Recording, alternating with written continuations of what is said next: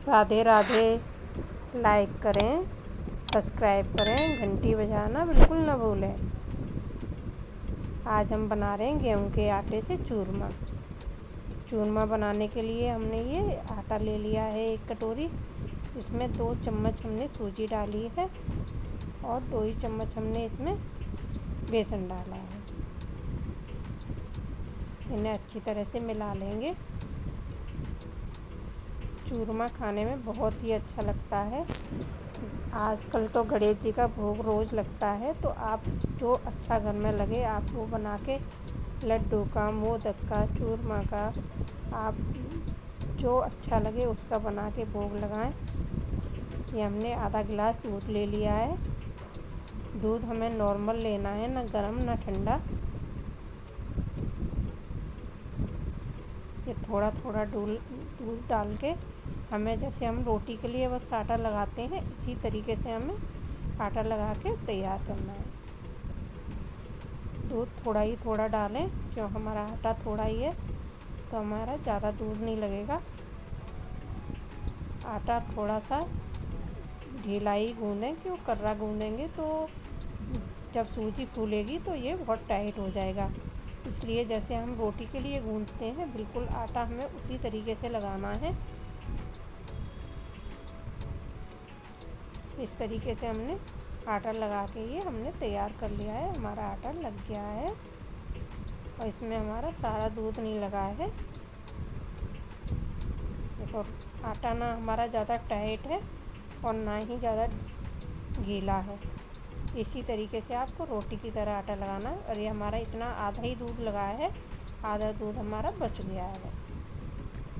ये हमने 5 मिनट के लिए रख दिया था रेस्ट करने के लिए।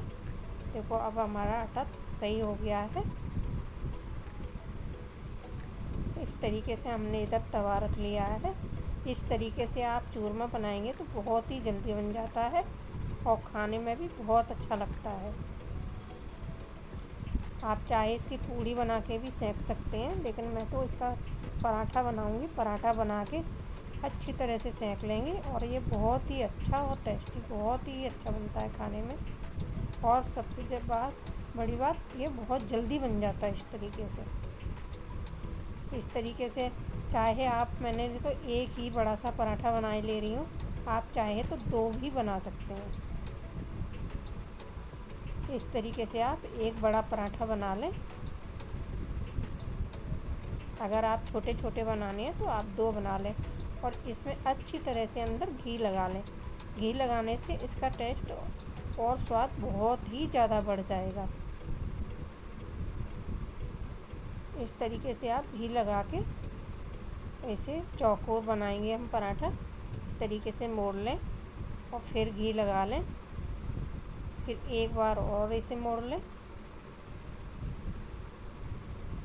इसमें अंदर घी अच्छी तरह से पराठे में लगाएंगे। जितना अच्छा घी लगा के पराठा तैयार करेंगे ना, उतना ही हमारा पराठा क्रिस्पी और बहुत ही स्वाद बनेगा, उतना ही ज़्यादा अच्छा चूरमा बनेगा हमारा। ये हमने 2 बार फिर से मोड़ लिया है।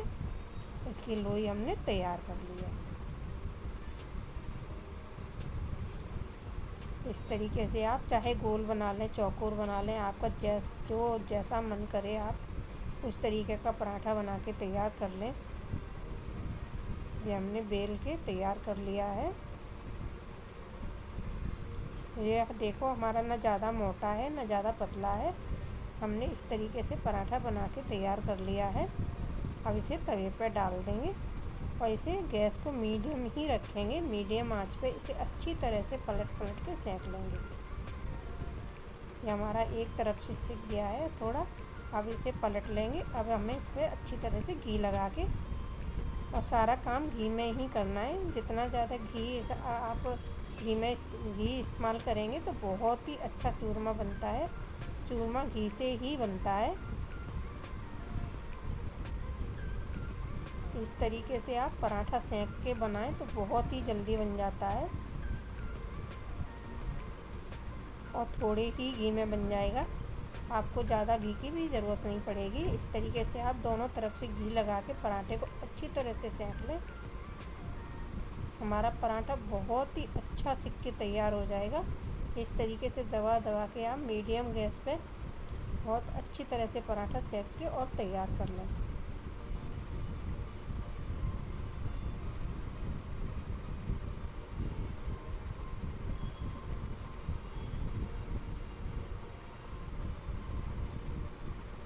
ये देखो हमारा पराठा सिक गया है। बस इस तरीके से दबा दबा के अच्छी तरह से इस पराठे को सेक के तैयार कर लें। ये चूरमा खाने में बहुत ही अच्छा लगता है। देखो हमारा पराठा सिक के कितना अच्छा लग रहा है, सिक के तैयार हो गया है। आप चाहे तो इस तरीके से पराठे बना के सब्जी के साथ भी खा सकते हैं, बहुत अच्छे लगते हैं।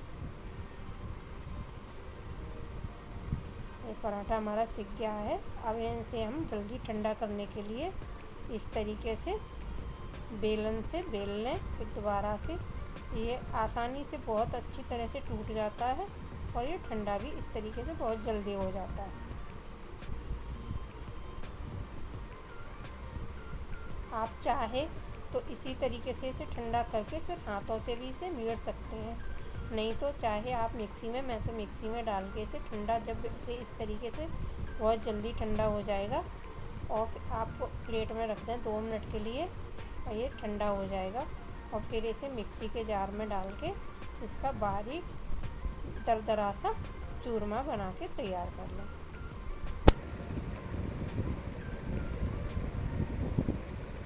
इसे ज़्यादा बारीक ना करें, दरदरा सा ही अच्छा लगता है, इसलिए इसका दरदरा सा हम एक पीस के इसे तैयार कर लेंगे मिक्सी में। ये हम प्लेट में डाल के रख देते हैं इसे 2 मिनट के लिए ठंडा होने के लिए।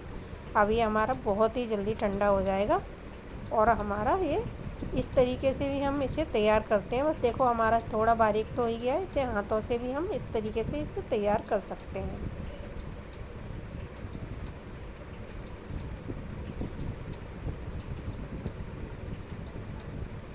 ये हमारा ठंडा हो गया है।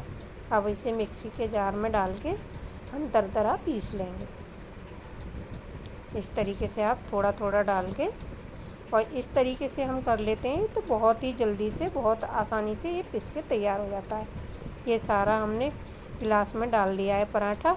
इधर हमने कढ़ाई रख ली है और ये हमने पराठा पीस के तैयार कर लिया है।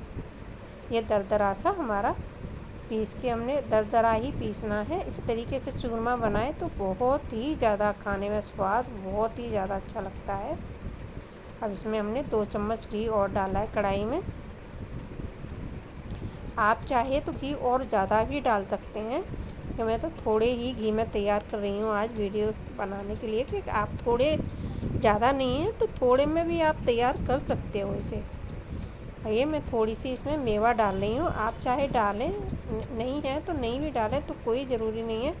इस तरीके से भी ये चूरमा बहुत ही खाने में बहुत ज़्यादा अच्छा लगता है।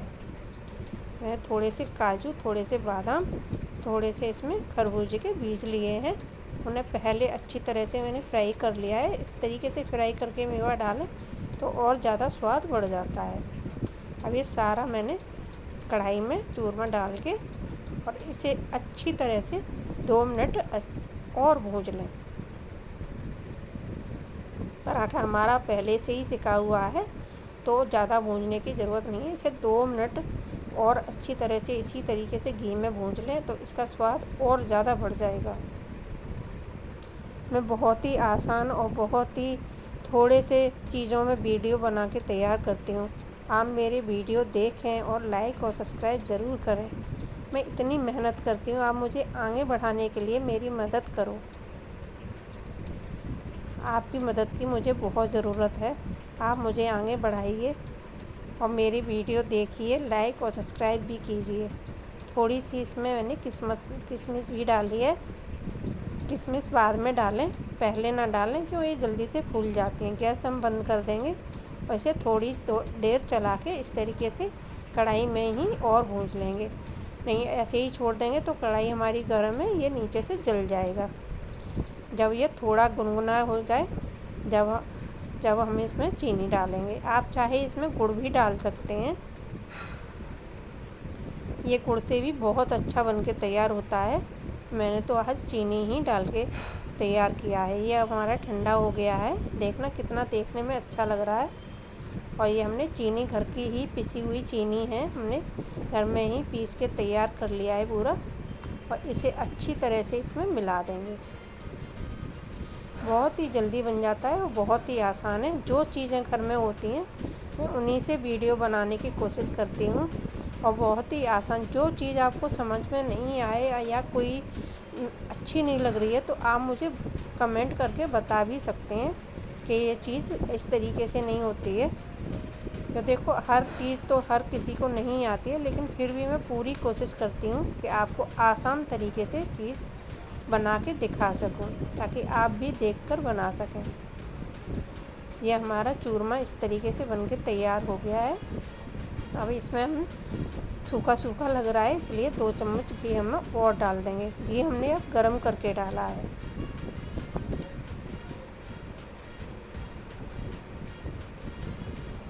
ये सारा घी अच्छी तरह से मिला देंगे। हमारा चूरमा बनके तैयार हो गया है। ये खाने में भी बहुत अच्छा लगता है।